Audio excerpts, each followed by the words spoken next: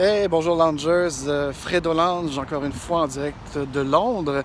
Alors nous sommes maintenant jeudi le 11 octobre, donc après plusieurs aventures au SG Land 18 de Scrum Alliance et ensuite dans la campagne anglaise à Avebury, West Kennet, Loughborough et Stonehenge.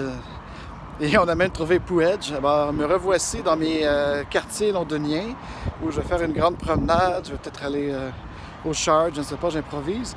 Mais voilà, le East London, qui s'appelle aussi, et là on est dans le secteur des Western Docklands. Comme je vous disais, c'est une espèce de canal de la Chine surdimensionné. Et puis les édifices que vous voyez là-bas, je ne sais pas si on les voit, c'est pas une très bel éclairage. Je ne sais pas si vous voyez le skylight derrière moi, on verra. Ouais, il y a un skylight là-bas derrière moi. Et l'immeuble en pyramide, il s'appelle le One Canada Building. C'est impressionnant comment ils aiment le Canada ici. Il y a même deux stations de métro d'underground qui s'appellent Canada quelque chose. Canada Embankment aussi. Alors voilà, donc on est très présent. J'ai pas vu trop de noms avec l'Australie. Alors c'est pas très juste pour leur ancienne colonie. Shout out ici. Cela dit, et puis ici c'est le centre, un autre centre de congrès en face du mien qui était de l'autre côté qui s'appelait Excel London. Ici ça s'appelle le Crystal. Et puis c'est un building moderne qui est plus que Leeds, là, ce que j'ai pu comprendre. Et puis c'est plus petit et c'est plus comme un salon de l'auto peut-être, mais plus petit ou une salle de montre et tout ça. Et puis évidemment au-dessus de nos têtes, il y a ce que j'ai pris dimanche dernier pour aller en ville. Le fameux Emirates Airline. Et ah oui, pour revenir au skyline derrière moi, c'est ce qu'on appelle le Canary Wharf. Donc le wharf, comme vous avez peut-être entendu sur mes vidéos que l'on faisait avec le tour de bateau sur la Thames. Alors évidemment, c'est Warehouse Something, Wharf, ça veut dire. Donc c'est vraiment peut-être tout le secteur des...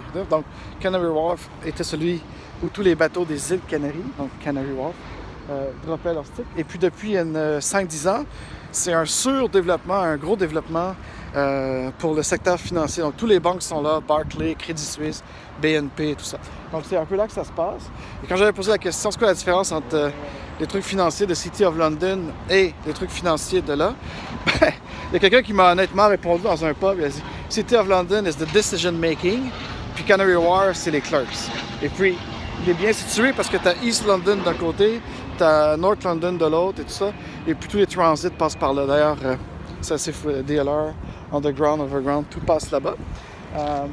Donc, ouais, voilà. Donc, c'est un peu un deuxième centre-ville, surtout financier, le Financial District. Et puis ici, ben, c'était les anciens Docklands, donc Western Docklands, parce que plus loin, il y a le Eastern Docklands, et encore plus loin, il y a les fameuses trucs qui vont donc préserver les marées hautes de trop rentrer dans la Tamise. C'est assez intéressant de voir qu'ils se protègent depuis des années. Et puis on parle de global warming. Il n'y a pas eu de flood ici depuis, on m'a dit, 1963 sur la Tamise. Donc à suivre. Alors voilà, c'était juste une petite vidéo comme ça pour vous montrer mon surrounding.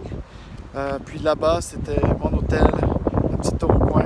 Alors c'est ça quand je dis que ça ressemblait un peu à ce qu'on peut retrouver autour du château Saint-Ambroise / plus une partie de Griffintown au bassin Peel, je dirais, parce que tu as un mix de condos d'habitation. Évidemment que c'est 90% du R&B. Par contre, ils ont ici préservé l'aspect industriel beaucoup plus, et c'est même qu'il y a certains hangars qui sont encore en service. Alors c'est vraiment une cohabitation commerciale, industrielle, business, résidentielle, avec des hôtels boutiques, des hôtels comme le Ibis, c'est un peu comme un style de Ella, ça appartient au groupe Accor. Donc vous avez Sofitel, Novotel et Ibis. Mais c'est parfait. Et d'ailleurs, il faut que je fasse mon vidéo de ma chambre. J'ai oublié cette année. Pas cette année, mais ce voyage. Alors voilà, c'est juste un petit coucou Fredo Lounge, comme ça. Très bientôt, bye!